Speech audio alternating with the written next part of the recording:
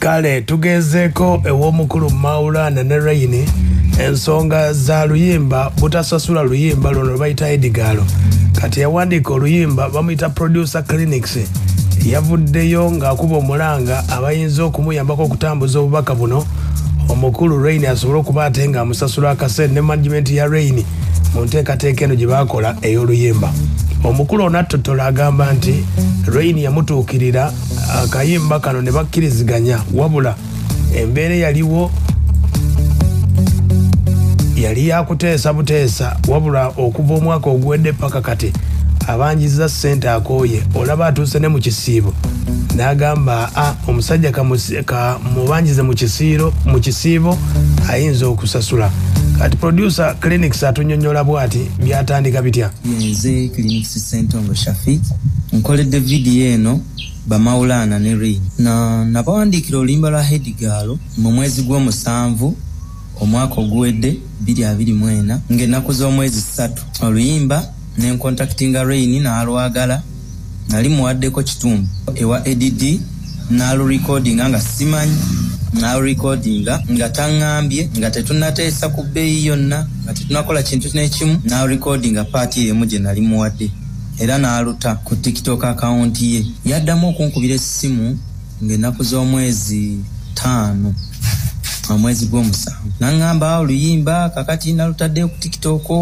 lwatambudde oluyimba lwanvudde mu ngalo lwapaaluuse jangu tukole verse endala wa EDD oluyimba tulute nemuga ate sente ko ye jangu ngenda kuwa sente nti kale nga ngende wa EDD nga tulukola oluyimba ekiro ndoza twalutandikako essaawa nga 5 ez'ekiro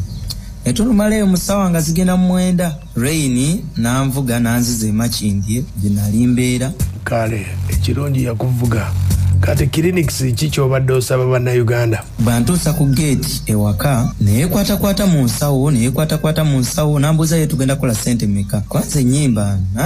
naali zirizagadde newe kaba kakadde koya ezo sente zoyogera nyingi ngenda kulanga ezo sente nyingi ojja kunsalirako konze tewali buzibu nga tumaliriza ng'agamba naye sente zinguddeko yekwatakwata mu nsawo zonna n'akwatakwata ne mu mmotoka buli wamu. Rain n'agamba ti sente zikoze eki zibuze naye ngenda kuwa sente nkya kansoke nkutereko transport wo ku ssimu leero sente nja zikuwa konze kale okuva olunaku olwo Rain yazza nimba bwankubira essimu sebambuuza n'okumbuuza ereeta mannya ki kati tuli myezi 8 akanya kubuuza ereeta mannya ki koze ntya kanzitekeko leero kamala twatuuse ne mu kisiibo kino seba omusajja oyo Rain gwolaba n'aŋŋamba kamala okusiibulukuka nkutereko sente kale taateekangako wadde sente. Kale lindako ekisiibo kimale okuggwa omusajja asiibuluke kyakutegeeza ndowooza mwezi guno abatakola. Kati Clinics agamba ulira naye okumanya mulina emitima emibi oluyimba lwakola sigamba nti oluyimba telwakukolera ddala olwevuma oluyimba oluyina million views ku YouTube 3 million views oluyimba olukuwadde emirimu ne mugaana okunsasula sente zange ku bintu bibiri njagala mumpe sente zange oba oluyimba lwange musalewo muluveeko mulangirire nti muluvuddeko mulugjeyo ne ku hando zammwe zonna muluveeko wakirimanye nti oluyimba mwaluvuddeko naye nga temunnampa sente ngenda kulangirira paka kuwulira bubi. Omuntu yenna yakola yeetaaga osasulwa ddala ku mirimu gyonna gye nkoze ku nnyimba ze mpandiikidde abayimbi ng'oggyeko obutasiima bantu mmwe empisa gye mumpisaamu. Omwana owange yandibadde tasoma nze nandibadde mbeerawo olunaku lulamba ne sifuna kyakulya ku mirimu gye nkoze. Lwaki temuli basasuzi? Lwaki temusiima? Ne bw'onaasiiba ng'olina obulimba obwenkana bwe butyo mu nsi muno bantu mmwe mulina emitima emibi. Oyagala kwefuula Katonda Clinics. Kati yoyo producer gwe bayita Clinics akukulumira comedian gwe bayita Rain yamuwa oluyimba lwe bayita Edgalo n'aluyimba wabula ebyensasula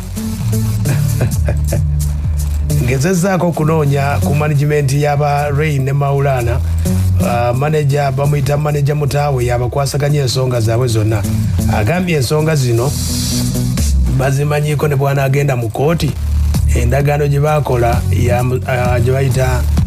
yakukanya bukanya era ne bwana agenda mu kooti tewali kyagenda kufuna. Ulira manager bamugambye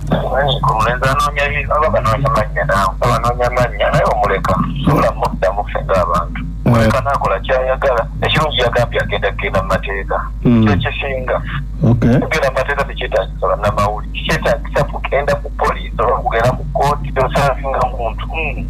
nga kooti egusala olaba abalenzi abo etuwana agreement mwana tasobola ku accountingira sente zetwali tumuwa tosobola mugamba kati kisati okuwandika wansi bakuwa sente meka kakati kyesimanyi oba takikkiriza nti waliwo sente zaali zimuweereddwa bwezibaanga zaali zaaki okitegeerakerawo ku makya bwe yali awandika oluyimba naga nti baluno kubanga officially kitubuze eziwera ku bantu naye naddala nze mutuna agamba njagala miliyoni n'omuwaako emitwalo 2 n'akuwandikira lesiti kitege naye kakatana mwagenda mu gentleman's agreement kuba naye agreement ekkirizibwa agreement eya gentleman mutudde walemu kyeki bwe yali gentleman's agreement agenda mu kooti naye okubira endunaga nayise wali wenkanya wano kyekyoki kale yembeera bwetyo bweri okuvaako ewa Rain Maulana Rain ne producer ono gwe bayita Clinics ng'agamba oluyimba luwandiika ne demo version agimpaddeko wano